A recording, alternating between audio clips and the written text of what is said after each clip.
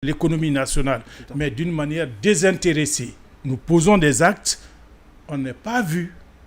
Nous ne faisons pas de tapage autour de ce que nous posons comme acte, mais l'armée a toujours été là pour appuyer, pour solidifier, puisque qui parle de développement économique parle de paix d'abord. Ouais. Tout à fait. Sans la paix, il n'y a pas de développement. Tout à fait. Sans la stabilité, il n'y en a pas. Et l'armée a assumé ce rôle régalien de 58 à date. Ouais. Donc voilà un peu la thématique. Tout à fait. Lors de votre en tout cas, intervention, vous avez fait mention bien sûr des premiers présidents de la République de Guinée, voilà, au premier rang desquels le président, donc le feu camarade Ahmed Sékou Touré, qui naturellement que nous allons suivre à présent dans cet extrait que nous propose la régie, où le président donc parle de des forces armées guinéennes.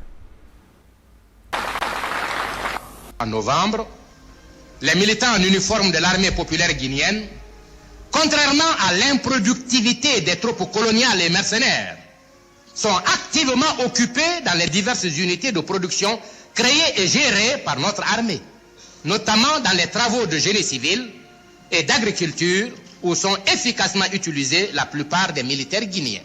Donc l'armée guinéenne, vous l'évoquiez tantôt, qui s'est impliquée dans le développement de la Guinée. Quand on suit un extrait du premier président de la Guinée indépendante, faisant mention bien sûr de la contribution significative de l'armée au développement national, quelle réaction on peut avoir?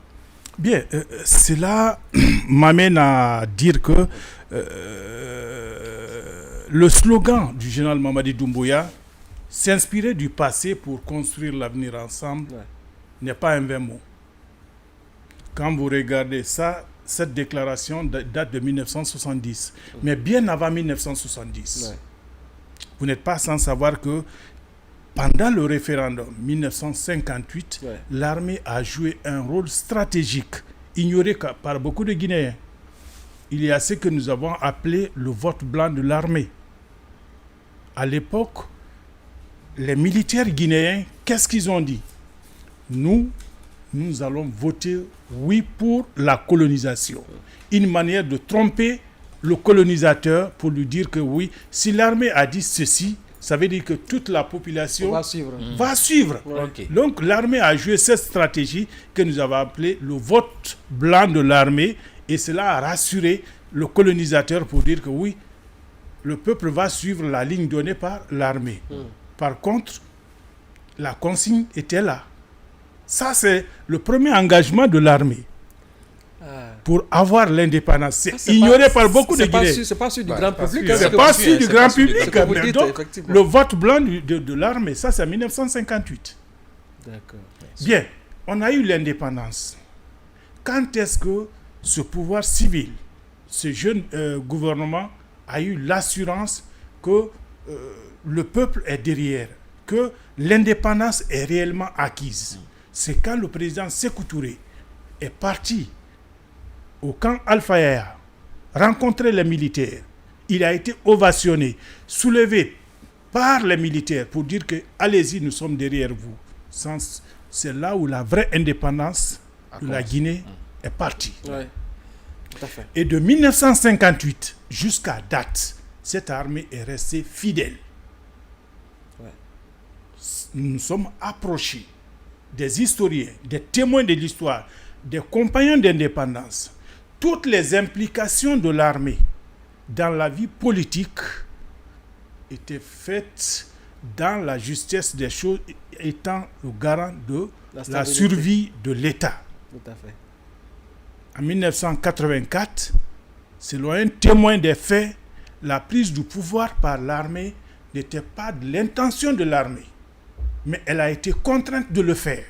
Pour sauver la stabilité du pays. Non, la stabilité, mais elle a été entraînée par une puissance qui l'a amenée à prendre le pouvoir. Nous pouvons vous envoyer l'extrait de ce témoin de l'histoire. Ok. Très bien. Nous allons aussi, puisque nous sommes dans l'histoire, suivre un autre extrait que nous propose la régie. C'est cette fois-ci celui du général Lansana Conté, un soldat qui, naturellement, qui a dirigé la Guinée. Nous allons suivre cet extrait. On se retrouve pour la suite de cette émission. Nous sommes là pour servir le peuple. nous devons nous comporter d'une manière exemplaire. Donc nous devons travailler.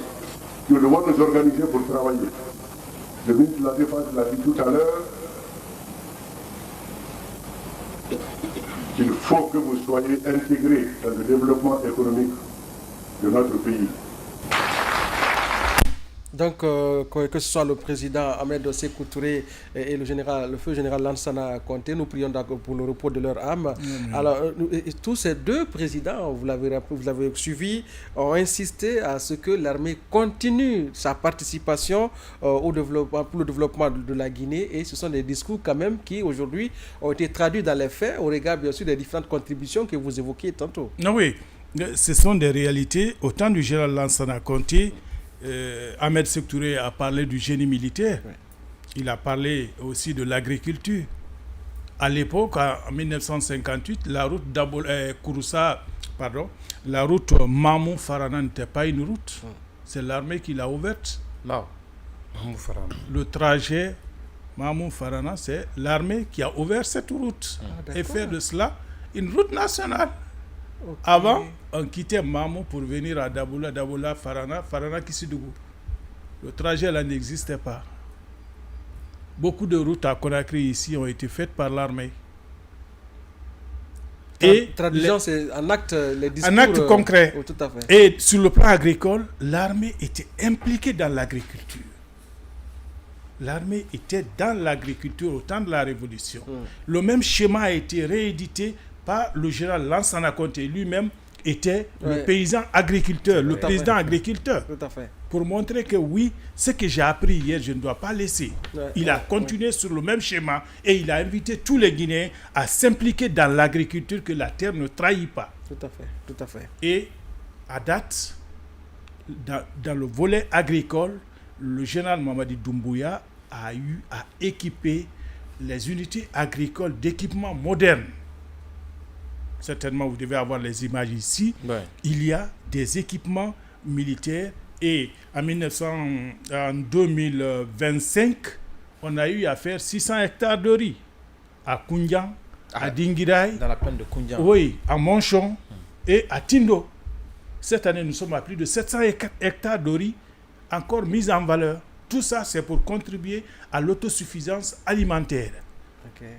Mais le plus souvent, à votre niveau ici, au niveau de l'Assemblée, on qualifie l'armée de budgétivore. Oui, mais c'est bien au contraire. Oui. Ce que nous faisons est plus que certains départements. Oui. Nous garantissons tout le monde.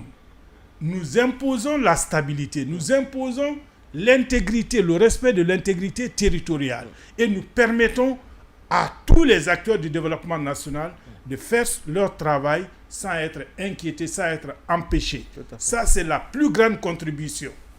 Deuxièmement, nous participons à l'économie nationale. Je parlais de l'agriculture. Oui, à l'instant même à la télé parlementaire, pour ceux qui suivent, nous avons ces images. Ces images, c'est du concret. Ouais. Ceux qui sont curieux, on peut les amener sur les 4 unités agricoles. Actuellement, les riz ont bien poussé. Nous acheminons maintenant vers la récolte. Okay. Donc, pour dire que l'armée est dedans, l'armée est dans l'agriculture. Bien. Et si vous prenez la production vestimentaire, c'est encore une autre fierté. Les usines militaires que vous voyez devant vous, les mannequins là, les tenues actuelles ne sont plus commandées ailleurs. Tout est produit sur place. Et ça a commencé à partir de l'arrivée du CNRD. Il y a eu... Ça a été relancé. Ça a commencé au temps de la Révolution. Okay. Avec les Allemands. Au temps du général Lansana Conté, il y a eu une relance partielle. Avec le président Alpha Condé, il y a eu la relance avec les Turcs, qui n'a pas tellement abouti. Et avec le général Mamadi Doumbouya, il y a eu la vraie relance avec des équipements adéquats, des équipements certifiés. Tout ce que nous produisons ici, toutes ces tenues-là, ce sont des tenues certifiées. Vous pouvez les prendre ici, envoyer dans n'importe quel pays. Ça peut être accepté dans la mesure où les tissus sont certifiés, les machines sont certifiées et la production, tout ce qui arrive mérite d'être certifié. Puisque si vous envoyez un fil qui n'est pas certifié, vous mettez la machine ne va jamais accepter. Avec nos partenaires thaïlandais, c'est la règle. Si vous faites un travail, c'est pas bien fait, la machine ne va pas valider. C'est directement, vous avez un tableau devant vous. Paramétré, tout travailleur a quelque chose. Dès que vous dites que vous avez fini, vous appuyez sur le bouton, la machine dit OK. Si ça dit non, ça veut dire qu'il y a quelque chose d'anormal que vous avez eu à faire. Donc voilà, aujourd'hui, l'armée n'achète plus la tenue. À chaque période, il y a la dotation gratuite pour chaque soldat, tous les corps. Ça, c'est une fierté nationale, dans la mesure où, avant la relance effective, supposons une tenue était achetée à 700 000. 700 000 par tenue à l'exportation. Oui, le complet. Le complet, c'est-à-dire que c'est une supposition. À date, cette même tenue est produite à 300 francs. Vous voyez le gap. 700, 400 et 300. 700, 300. Il y a 400 francs de gap et tout cela maintenant rentre dans la caisse de l'État. Puisque l'armée vit du contribuable. Donc ça veut dire que l'armée est en train de faire quelque chose qui apporte à l'économie nationale. Allez-y, Sani Kijana.